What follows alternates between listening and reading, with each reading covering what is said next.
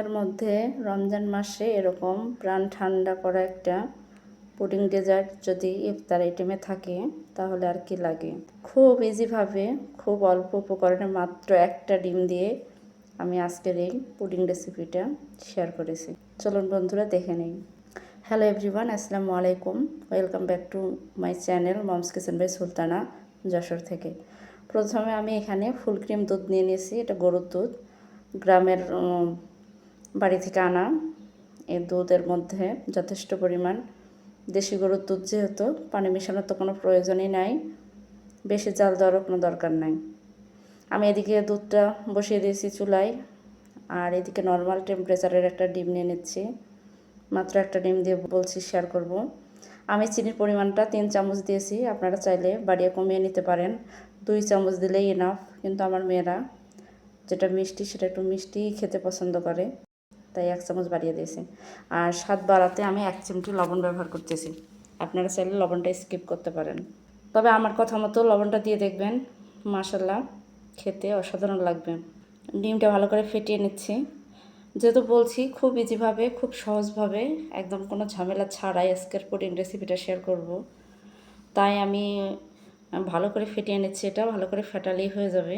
অনেকে অনেকভাবে বানিয়ে থাকে, আমিও অনেকভাবে বানিয়ে থাকি। খুব সহজ যেটা, আর অল্প সময়ের মধ্যে করা যায় ঝামেলা ছাড়া, বেশি একটা থালাবাটিও নষ্ট হয় না, সেরকমভাবে আমি আজকে শেয়ার করতেছি। 1 কাপ দুধ নিয়েছি। দুধটা ক্যামেরায় ভালো করে দেখাতে পারি নাই, এই যে আবারও দেখালাম। এবার দুধটা এর মধ্যে আমি দিয়ে দিলাম। এটা আমি আগের থেকে জাল করে ঠান্ডা করে তার রেখেছিলাম, সেই দুধটা এই যে আমি দিয়ে দিলাম। মাত্র একটা ডিম দিয়েছি। আমি আসলে আজকে ছোটো একটা পুডিং রেসিপি শেয়ার করব। ইফতারের পরে আমার মেয়ের মন চাচ্ছে পুডিং খাবে। সে বারবার করে বলতেছে যে আম্মু একটা পুডিং বানাও, খাবো। পরে ভাবলাম সারাদিন রোজে থাকার পরে তার কিছু খাওয়ার ইচ্ছা করতেছে, তাহলে অবশ্যই সেটা বানানো যাক।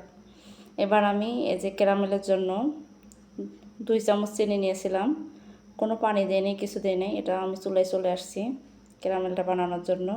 এই পর্যায়ে এসে দেখি আমার ক্যামেরাটা অফ ছিল, আমি ক্যারামেলটা বানিয়ে ফেলছি, এটা আমি বুঝতেই পারি নাই। পরে যখন আবার আমি এটা ভাপে দেব, তখন দেখতেছি আমার ক্যারামেলটা অলরেডি হয়ে গেছে, কিন্তু ক্যামেরায় রেকর্ড হয় নাই। ক্যারামেলটা সেট করার জন্য এদিকে রেখে দিয়েছিলাম, আর ওদিকে পানিটা বসিয়েছি। পানিটা একটু গরম হতে থাকবে। আমার ক্যারামেলটা কিন্তু সেট হয়ে গেছে। আমি আপনাদেরকে যে একটু ধরে দেখাচ্ছি, দেখেন পড়তেছে না। এটা জাস্ট একদম সেট হয়ে গেছে। বেশিক্ষণ লাগে না, অল্প সময়ের মধ্যেই ক্যারামেলটা সেট হয়ে যায়। এরকম ইজিভাবে একবার হলো ট্রাই করে দেখবেন। এবার আমি দুধটা ঢেলে দেব এবং ভাপে বসিয়ে ঢাকনা দিয়ে দেব। আমার চ্যানেলে নতুন হলে আমার চ্যানেলটাকে সাবস্ক্রাইব করে পাশে থাকবেন, একটি লাইক দিয়ে পুরো ভিডিওটি দেখবেন। প্লিজ সবাই ফুল ওয়াচ করবেন। পাশে থাকা বেল বাটনটি অন করে দেবেন, আমার যে কোনো নতুন ভিডিওর নোটিফিকেশন চলে যাবে আপনাদের কাছে। আপনারা আপনাদের সময় সুযোগ মতো দেখে নেবেন। দেখেন আমি ভিতরেও একটা ঢাকনা দিয়েছি, আবার উপরেও একটা ঢাকনা দিয়েছি।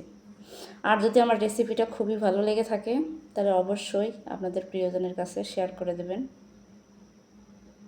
যাতে করে তারাও বানিয়ে খেতে পারে খুব অল্প সময়ের মধ্যে। এই যে আমার পুডিংটা কিন্তু হয়ে গেছে। এবার আমি মোল্ড আউট করে দেব। আপনারা আপনাদের পছন্দ মতো যে কোনো পাত্রের মধ্যে দিতে পারেন।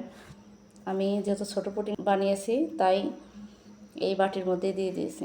পুডিংটা আমি একদম ঠান্ডা করতে পারি নাই, আমার মেয়েরা খাওয়ার জন্য বসে আছে, তারা কখন খাবে। আমি মোল্ড আউট করা মাত্রই তারা খেয়ে ফেলেছিল। আপনারা ঠান্ডা করে খাবেন। এত পরিমাণ গরম যে আমি উঠাতেই পারতেছিলাম না। আমার বাচ্চাটা যদি কিছু বায়না ধরে, তাহলে আমার সেটা যদি না খাওয়াতে পারি আমার খুব খারাপ লাগে। উঠাতে গেলাম, পড়ে যাচ্ছিল। দেখেন ধোঁয়া উঠতেছে, দেখে বুঝতেই পারতেছেন এত পরিমাণ গরম। আমি এটা ঠান্ডা হতেও দিইনি।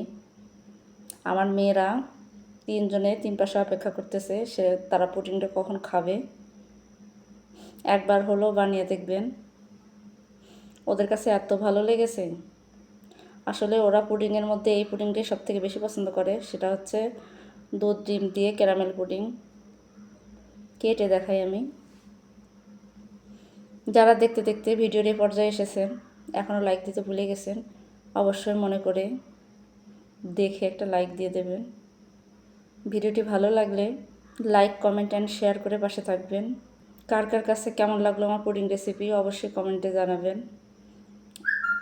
এত সুন্দর হয়েছে মাশাআল্লাহ, একদম পারফেক্ট যাকে বলে। আমার রেসিপি ফলো করলে আপনারাও আমার মতো এরকম ইজিভাবে পারফেক্ট পুডিং রেসিপি বানিয়ে নিতে পারবেন। ভালো থাকবেন, সুস্থ থাকবেন। আজকের মতো বিদায় নিচ্ছি। আল্লাহ হাফেজ।